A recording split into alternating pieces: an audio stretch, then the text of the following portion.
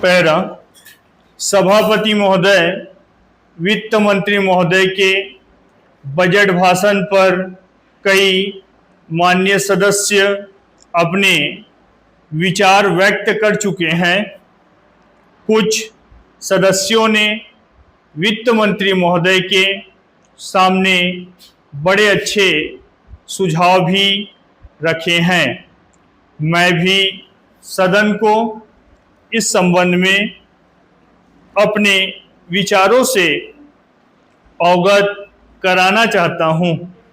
सर्वप्रथम मैं कर ढांचे के बारे में अपने विचार रखना चाहता हूं। बजट में करों में कुछ छूट दी गई है, लेकिन कुछ वस्तुओं पर कर बढ़ा दिए गए हैं जो आम आदमी के प्रयोग में नहीं आती है। वित्त मंत्री द्वारा करों में जो राहतें दी गई है उससे गरीबों को कुछ लाभ होगा, इसमें मुझे संदेह है। मेरे विचार से भारत की कर प्रणाली को बहुत सरल बनाया जाना चाहिए। कर इस प्रकार से लगाए जाने चाहिए जिससे आम लोगों पर इसका प्रभाव ना पड़े।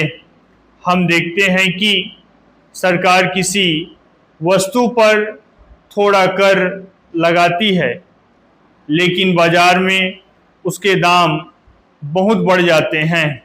कर बढ़ाने के साथ साथ सरकार को यह भी कहना चाहिए कि किस किस वस्तु के दाम नहीं बढ़ाए जाएंगे।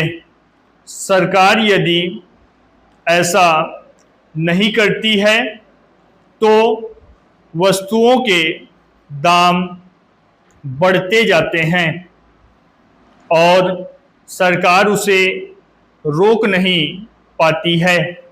सरकार को ऐसे कदम उठाने चाहिए जिससे देश की गरीब जनता को लाभ मिल सके।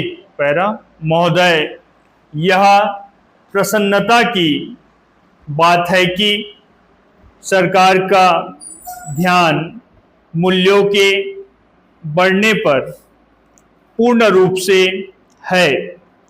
इस बात के लिए सरकार प्रयास भी कर रही है कि भविष्य में मूल्यों में वृद्धि ना हो।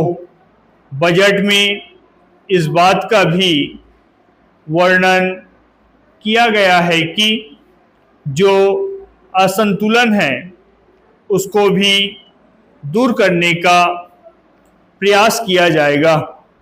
यह बहुत ही सराहनीय कार्य होगा और मेरी समझ में इससे देश का विकास होगा। हमारा देश कृषि प्रधान देश है। देश की अर्थव्यवस्था कृषि पर निर्भर करती है। बजट में किसानों के लाभ के बारे में कोई जिक्र नहीं किया गया है। किसान मेहनत से अपने खेत में अनाज पैदा करता है। सरकार को चाहिए कि किसान के अनाज को बेचने की अच्छी व्यवस्था कर दे और उन्हें उचित मूल्य दिला दे। इससे किसान अपने खेत में पैदावार बढ़ाने का प्रयास कर सकते हैं।